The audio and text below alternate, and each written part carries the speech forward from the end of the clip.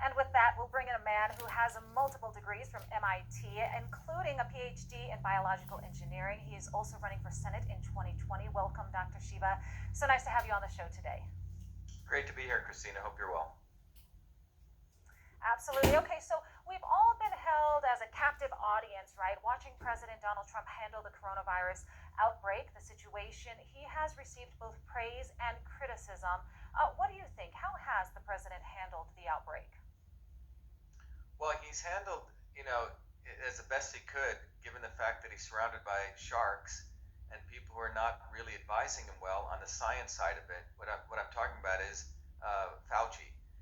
And that's what's unfortunate because, the president went through the Russian collusion nonsense that he had to go through, then he had to go through the impeachment thing, and now he's having to deal with this coronavirus. And unfortunately, this guy Fauci has been in this environment for nearly 4 decades across multiple presidents, and he's essentially embedded into the scientific establishment, which has created an unfortunate lie about the immune system and an unfortunate lie about the solution to something like this called the coronavirus, or more importantly, infectious disease, without any real emphasis, which is a real issue, about the fact that it is a overactive, dysfunctional, weakened immune system that overreacts, and that's what causes damage to the body.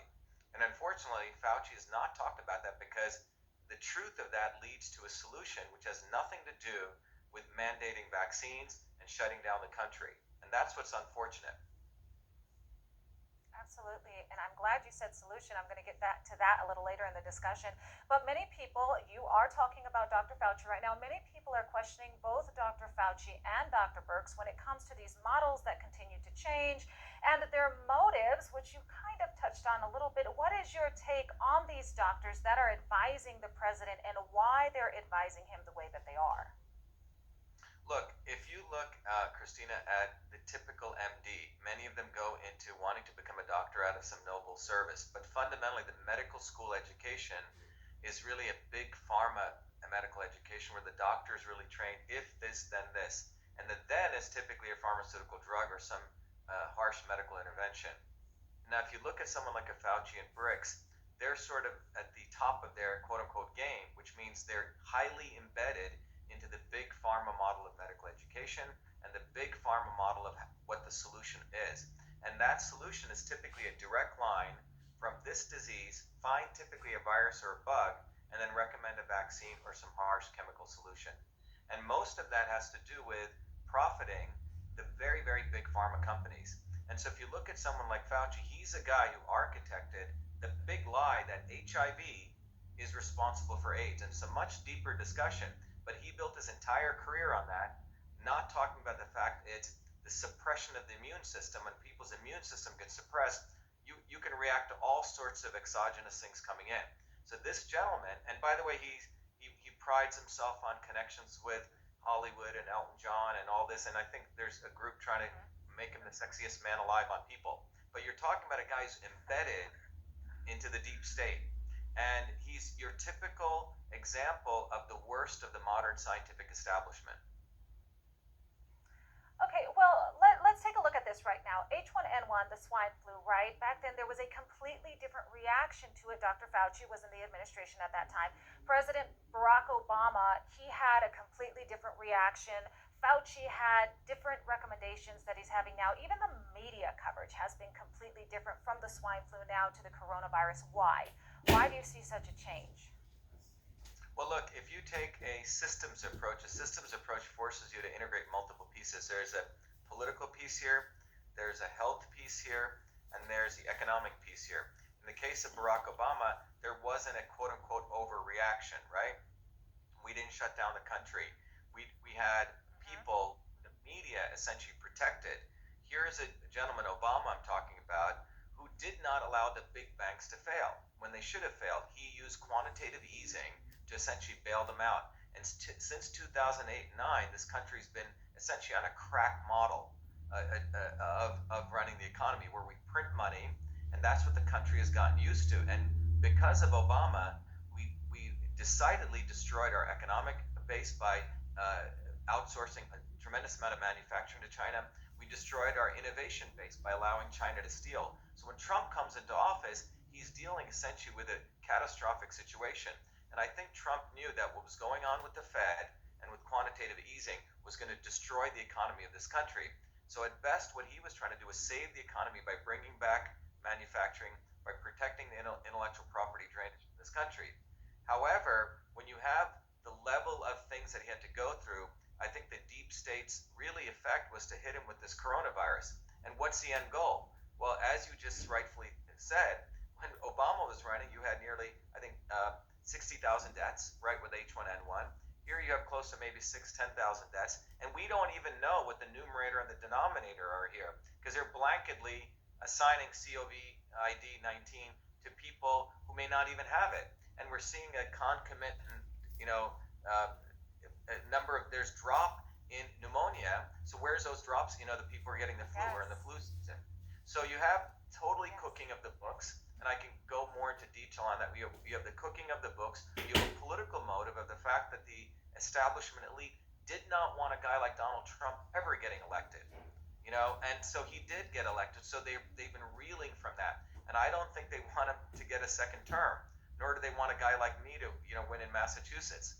But given that, what you're looking at is a strategic move to essentially destroy the economy as using it as a vehicle to impose not only vaccine mandates, which we could talk about, but also as an opportunity to suppress dissent and destroy freedom as a way to curtail what a guy like Donald Trump can do, what people in America can do. And this has essentially been the modus operandi of people like Fauci for many, many years. But for him, this is a huge opportunity. And this ain't his first rodeo. This is his second rodeo if you go back looking at the HIV, AIDS, fake causality. You know what? You just brought up something about the death count, and I wanted to touch on that with you. We are hearing reports from doctors who are saying they are being instructed to count deaths as coronavirus deaths, even if the person died from a different condition, but at some point in time had contact with somebody who had coronavirus. Dr. Birx just came out and said they're classifying everybody with the virus as a death instead of dying from the virus as a death. Why do you think that they are classifying this way? Why do you think there's an exaggeration in the numbers here, if you think there's an exaggeration in the death count numbers? Look, what I do know is this, that the WHO, in conjunction with the CDC, is the one that decides what are called codes, diagnosis codes. Most people don't know, when you go into a doctor's office, a doctor looks at you, and in their IT systems, they have to say, okay, Christina has this or this. That is called a diagnosis code. That code, Christina, comes from the WHO. So for coronavirus, as I understand, they created two codes. One code was you explicitly, had a test and you had COVID-19. The other one was completely nebulous. Well, it sort of smells like that. Maybe he's got some chest pains. Something so broad, but it was still under the COVID. The doctors in the United States received a letter from the CDC, as I have found out, that went to hospital administrators encouraging them to blur both of those codes. So if someone comes in, they have a pre-existing condition, someone with a chest pain, COVID-19, okay? And in fact, when someone dies, they do the test. Sometimes the test doesn't come back for 14 days. They're still putting COVID-19 on them. So they're increasing the numerator. And then as far as the denominator goes, we don't even know how many people actually have been infected, because this is, again, a flu-type virus. So the denominator could be massive. So you have cooking of the books for two reasons. Hospital administrators get money for the COVID-19 diagnosis, plus they also get kickbacks through what are called GPOs and PBMs for the ventilators. So there's a total collusion going on, and it's not at all about people's lives. So those critically ill patients, immediately they put them on ventilators.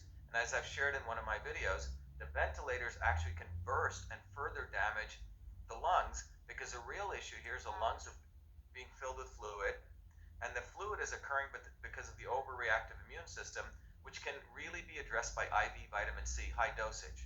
And that is not in the discourse. In fact, 80 to 90% of the people go on ventilators are dying. So this is essentially a death sentence that they're putting people on. Wow, that is so interesting. Well, President Donald Trump said that the cure cannot be worse than the problem, and yet here we are. We continue to be on lockdown status. Do Do you think the economy should have been closed in the first place? And is this the new status quo anytime we see a new virus? It's a great question. In my letter to the president, which I sent on March 23rd, I said, look, we live in the era of personalized and precision medicine, which is an expertise of mine, which I get invited all over the world to talk about. What that means is one size does not fit all. You don't lock down everyone. That's what Fauci's model is. It's a medieval model of medicine. And so what we fundamentally have is the approach that we should be taking is taking the people who are truly immunocompromised, truly have COVID-19, fine, they should be isolated, boosted up with immunosupporting things like vitamin A, D, and C. Those of us who are well, we should be back to work. We should be running this economy. Okay, if you want to take something to support your immune system, do that, which should be the vitamin A, the D, etc. One of the two most disastrous things here are we're socially distancing people and hiding them. Go look at the research, a landmark study.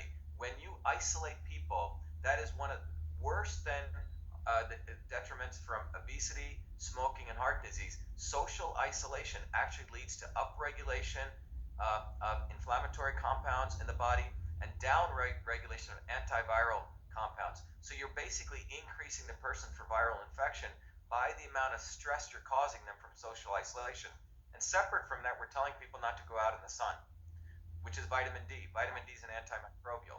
So this is essentially a recipe for actually hurting people, not really supporting them, but all brought to you under the rubric, and media says it over and over again, social distancing, flatten the curve.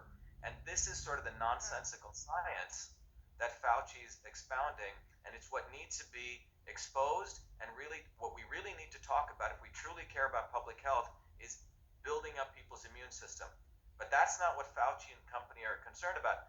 Their model is big ag, which dirty air, dirty water, dirty food. They want people to consume not food that's healthy for them. And then the solution is vaccine mandates. Think about what's going to happen a year from now. When you go to get your driver's license, Christina, where's your vaccine card? And Fauci's already